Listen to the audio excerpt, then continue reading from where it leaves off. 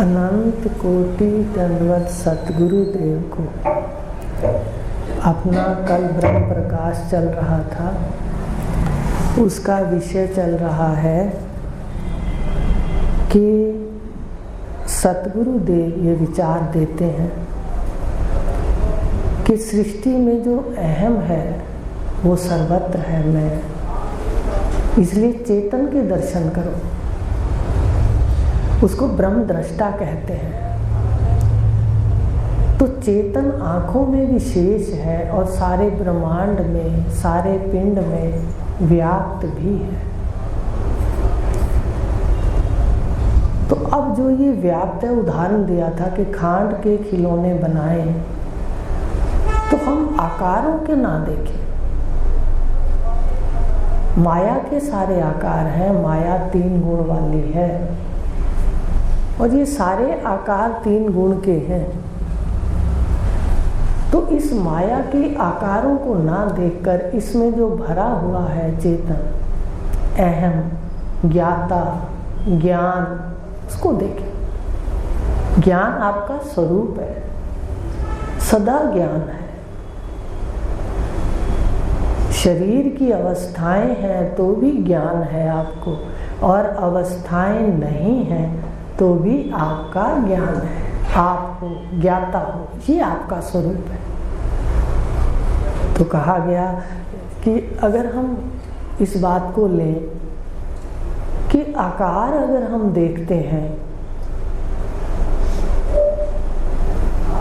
चीनी के आकार देखते हैं, तो उसके अंदर हमारा राग द्वेष हो सकता है। गुणों में देखते हैं, हमारा राग द्वेष हो सकता है। और अगर चेतन देखते हैं तो हम गलत सही तो कहेंगे, व्यवहारिक सत्य है। व्यवहार के अंदर सत्य है कि धर्म, कर्म आदि सब पालन करने हैं। निश्चय बदलना है कि ये सब मान्यताएं हैं, कहना थोड़ा ही है। दृष्टि को बदलना है, सृष्टि नहीं बदलेगी।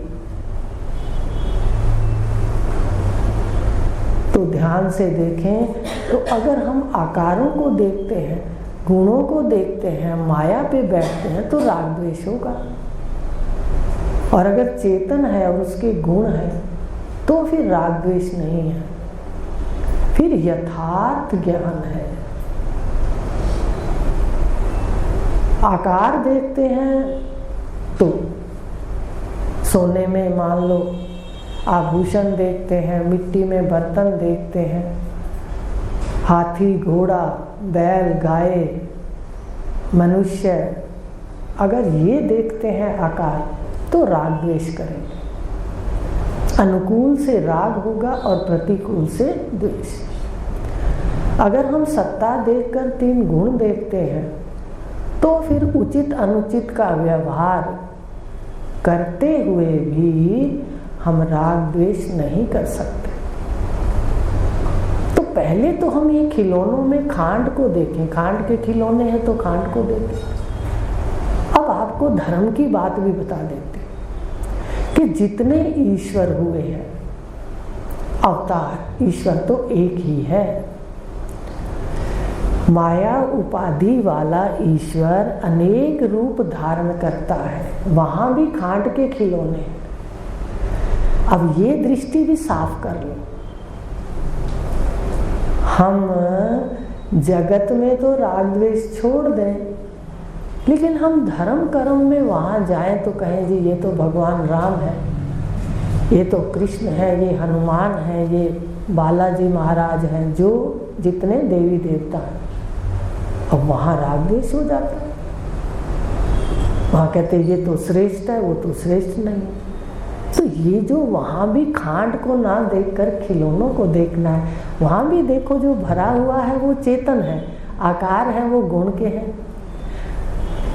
गुणों में आकार है, इधर देखना है तो धार्मिक जगह पर भी जाएंगे, जहां कर्मों को शुद्ध करने जाते हैं, पर वहां भी समझ नहीं आती, वहां भी राग द्वेष कर लेते।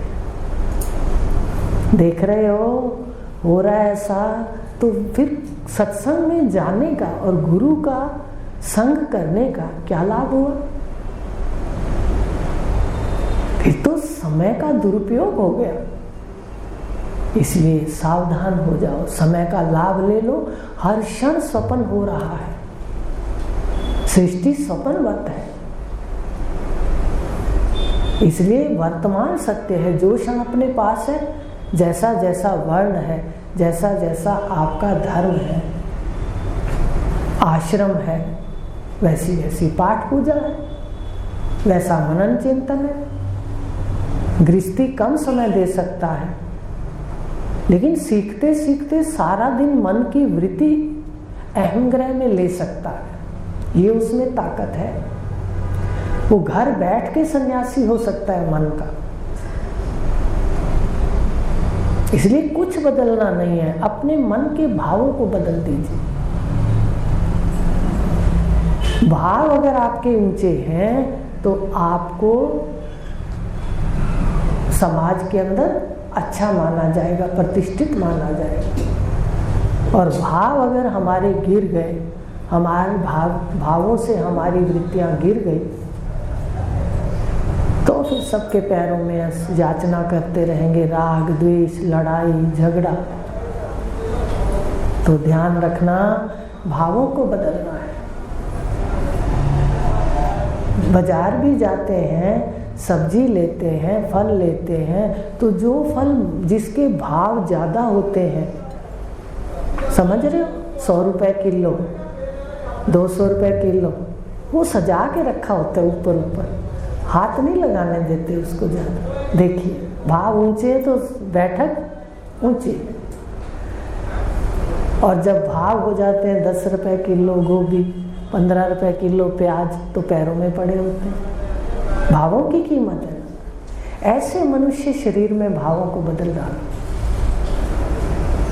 और कुछ नहीं करना, और बदलाव करना ही नहीं था। इसलिए अगर हम धर्म कर्म में जाएं, तीर्थों पर जाएं, कहीं भी जाएं, वहां भी हमारी दृष्टि खांड की, चेतन की होनी चाहिए कि चेतन ने सारे कपड़े पहने हैं। कहीं हनुमान जी का कपड़ा, कहीं राम जी का, कहीं कृष्ण जी का, कहीं वाहिगुरु का। ये सब अवतार, अंशावतार के रूप में 15 कला संपूर्ण ये देवी देवता, ये सब अवतार हैं। भगवान कृष्ण 16 कला संपूर्ण है, पूर्ण अवतार कहते हैं उसको। तो पूर्ण अवतार की बात देखिए ना, कितनी पूर्ण है। सब मिला के हमारे को यहाँ छोड़ गए पूजा पाठ में, भगवान कृष्ण के चरणों में, माने आत्मा के, ब्रह्म के ज्ञान के पास। अब हमें जागना चाहिए। तो कह दिया कि ये जो खांड है, आज के बाद कहीं भी जाते हैं तो खांड देखें।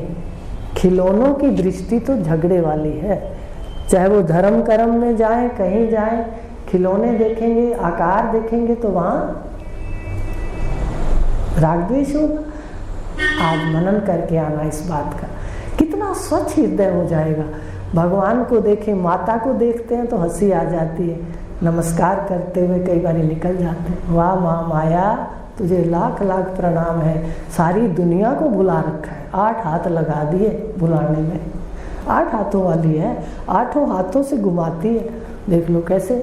तो अब आनंद आ जाता है ना देख के कि आंखों में तो आप बैठे हो, 8 हाथ को धारण कर लिया, आपका नाम माता हो गया।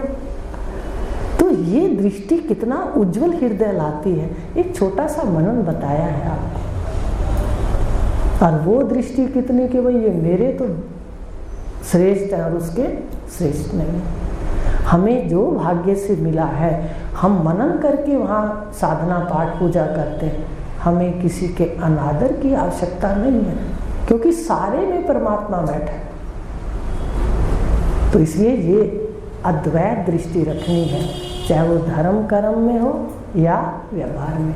और वर्तन कैसे करना है? वर्तन तो जो अपना गुरु है, राजा जनक याज्ञवल्क्य जी को स्थान देते थे अलग, बाकी सबका स्थान था, पर अपने गुरुदेव का स्थान सबसे ऊंचा होता है। पहले दूज की रात का पूजन करते थे घर में, जिसको चंद्र रात कहते हैं। तो हमारे यहाँ कहते भी अपने नल को पूजना है। तो जब गुरुदेव के पास गए उन्होंने भी कहा बेटे पूजा तो अपने घर के नल को जाता है, अपने नल को, बाकी सब श्रेष्ठ है, पानी तो सबसे आ रहा है, पर हमारे को जो तृप्ति करता है पूजा तो उसकी है। तो समझ आ गई बात कि भाई सब श्रेष्ठ है, पर जिसने हमारा उद्धार किया उसका आदर हमारे अंदर श्रेष्ठ होगा। ये व्यवहारिक सत्य है, परमार्थिक सत्य नहीं है। परमार्थिक सत्य में सब चेतन, लेकिन दर्शन में चेतन है, वर्तन में द्वैत है और दर्शन में अद्वैत है। वर्तने में क्या आप जो व्यवहार अपनी बहन से करते हो वो व्यवहार पड़ोस की किसी बहन से करोगे, उसको दोगे कुछ? वर्तन में भेद, पति पत्नी वर्तन में भेद, दर्शन में अद्वैत है। सब स्त्रियां पर भेद है सब पुरुष पर वर्तन में भेद है। तो इस प्रकार व्यवहार में भी जाते हैं, धर्म में भी जाते हैं। हमें समझ आए कि 15 कलाओं तक ये सब अंश अवतार, कला अवतार, जो भी जितने अवतार हैं ये सब वही है, कोई भी कम नहीं है। जैसी समाज को आवश्यकता थी वैसा शरीर लेकर ईश्वर आ जाता है। कृष्ण 16 कला संपूर्ण अवतार है, उनकी गीता पूर्णता की ओर ले जाती है। उपनिषद, गीता और ब्रह्मसूत्र ये प्रमाण ग्रंथ हैं परमात्मा की प्राप्ति के। कोई साधारण नहीं है ये गीता, लेकिन बताने वाला आश्चर्य युक्त है जिन्होंने हमारे को दिखाया। तो इस प्रकार कह रहे हैं व्यवहार के अंदर सदा भेद रहेगा, लेकिन परमार्थ के अंदर क्या होगा? दर्शन अद्वैत और वर्तन द्वैत। ये है इस ज्ञान का फल। वर्तने के लिए तो बर्तन ही चाहिए ना। मान लो स्टील के बर्तन है सारा स्टील, आपने सब्जी बनाई, उसको हिलाना है तो आप कड़छी लाओगे, टोपिए के अंदर कड़छी ला करके उससे हिलाओगे सब्जी को। अब अगर कोई कहे कि भाई है तो सारा स्टील, मैं लोटा ले आता हूं, आप लोटे से गिलास से सब्जी हिला लो। टोपिए की सब्जी को गिलास से हिला लो, लोटे से हिला लो। आप कहोगे नहीं नहीं ऐसा थोड़ी हो सकता है। समझ रहे हो? वर्तन के अंदर भेद है, जैसा जैसा आकार है वैसा वैसा व्यवहार है। आकार भेद से व्यवहार भेद है। टोपिया, कड़छी, चम्मच, चक्कू, आकार भेद से व्यवहार भेद। ऐसे इधर है, आकार भेद से व्यवहार भेद। वर्तन सदा जो व्यवहार के अंदर कल्पना है, कल्पना उसमें है। कल्पना अपने आप में कहती है कि व्यवहार तो कर पर कल्प ना। दो अर्थ है इसके। एक तो है कल्प, कल्प माने आरोप, इस पे कल्पना, तू कल्प मत इस पर कि मेरा है, मैं हूं, ये कल्पना ना कर। दूसरा अर्थ है कि जब व्यवहार मिथ्या है तू मन के अंदर कल्प मत, दुख मत पा। कल्पना कहते हैं ना भाई, अंदर तू कल्प मत, दुख ना पा। तो इस प्रकार ज्ञान सुनते सुनते समझ आ जाएगी। ये कपड़े जो पहन रखे हैं, ये जो कोष बना रखे हैं, सारे छिन्न भिन्न हो जाएंगे, आप निरोल हो जाओ, बैठे वहीं रहोगे। बाहर से किसी को पता नहीं चलेगा। भगवान ने गीता में साफ कह दिया, बाहर से ज्ञानी अज्ञानी को कोई नहीं पहचान सकता। तो इस प्रकार कह दिया गया। आज के खिलौनों को देखना, कल बात चली थी तो आज उसको खोल दिया कि बर्तन में बर्तन देखेंगे, बर्तन माने आकार, लेकिन दर्शन में अभेद देखेंगे। सोने के आभूषण वर्तने में भेद, पर देखने में अभेद। इसलिए कहीं परमार्थ में भी जाते हैं किसी को भी ईश्वर के रूपों में भी आप केवल सत्ता को देखो आंखों में, वहां भी राग द्वेष ना हो कि ये मेरा है वो तेरा है। ईश्वर में भी मेरा तेरा आ गया। ये जीव इतना टेढ़ा है, इसके वल तो सतगुरुदेव हथौड़े से, ज्ञान के हथौड़े से ठीक करते, सीधा करते इसको। ये सीधा नहीं होता जल्दी से। ऋषियों ने तो यहाँ तक कहानी करी कि तत्वज्ञ एक पुरुष अगर नहीं मिलते तो ये जीव कैसा है, इसकी उपाधि जो बाहर पहरेदारी करता है ना उससे दी है। समझ गए? जो बाहर बैठ के पहरेदारी करता है, कहते हैं उसकी पूंछ ऐसी होती है, कितने साल उसको पृथ्वी में गाड़ के रखी के सीधी हो जाए, तो कहते जब निकाली फिर वैसे के वैसे टेढ़ी थी। ऐसी उदाहरण दिया है जीव के लिए ऋषियों ने कि जब तक तत्वज्ञ पुरुष नहीं मिलते तब तक इसके मन के बल ठीक नहीं होते, पवित्र नहीं होता इसका मन। तो इस प्रकार देखना है। अब वर्तन करना है द्वैत में। कोई गलत करता है उसको कहना है, राग द्वेष नहीं करता ब्रह्मज्ञानी, क्योंकि दर्शन कर रहा है चेतन के। अगर कोई गलत हो रहा है या वो नुकसानदायी है, सारा कुछ उसका विरोध भी करेगा, प्रार्थना भी करेगा कि ये गलत ना हो, लेकिन राग द्वेष नहीं करेगा, ये छूटेगा उसका। तो ये आपको समझा दिया कि उसमें 288 श्लोक ले लो, उसको आपको समझा दिया। ब्रह्म प्रकाश आत्म शुद्ध चेतन, शुद्ध चेतन आत्मा ब्रह्म प्रकाश है, प्रकाश स्वरूप अहम है, नहीं उसमें आकार, आपका कोई आकार नहीं है आत्मा का। सारे आकार किसके हैं? माया के। ये जादूगर के फर्क नहीं पड़ता, कल भी बताया था कि जादूगर की जो माया होती है, उसने कबूतर दिखा दिया, हाथी दिखा दिया, अपने में से कपड़े निकाल निकाल के दिखा दिए, तो जो दिखा रहा है वो मिथ्या है, पर जो जादूगर है वो तो सच्चा है, वो सदा रहता है। सदा का मतलब जब तक उसका शरीर है, आयु है। जादू कभी रहता है कभी नहीं रहता, पर जादूगर रहता है। जादू ना रहे तो भी जादूगर रहता है, जादू है तो भी जादूगर है, और जादू नहीं है तो भी जादूगर है। तो ये है जो है आपका स्वरूप, ये आत्मा ब्रह्म है। इसमें आपकी मैं में आकार नहीं, आकार है माया के अंदर। ये अंतःकरण मन संकल्पों से आकार लेता है,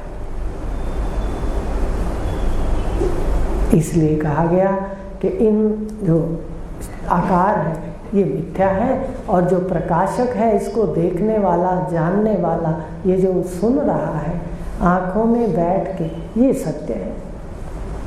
और ये जो सत्य है यही एक को अहम कहते हैं मैं को, एको अहम बहुश्याम हूँ, यह उसका स्वभाव। तो जो ये आपका अहम है, यही एक को अहम क्या हो जाता है? बहुश्याम। एक ही अनेक, एक मैं ही अनेक मैं हो जाती है। ये आपका स्वभाव है, आत्मा का स्वभाव है। आपका मतलब शरीर वाले का ना समझ लेना, आत्मा का कह दो। आप में कोई, आत्मा में कोई आकार नहीं है। आत्मा ही एक को अहम बहुश्याम होकर के, अनेक मैं होकर के भासती है। आप स्वप्न को देख लो, ये आपका स्वभाव है। क्या स्वभाव है?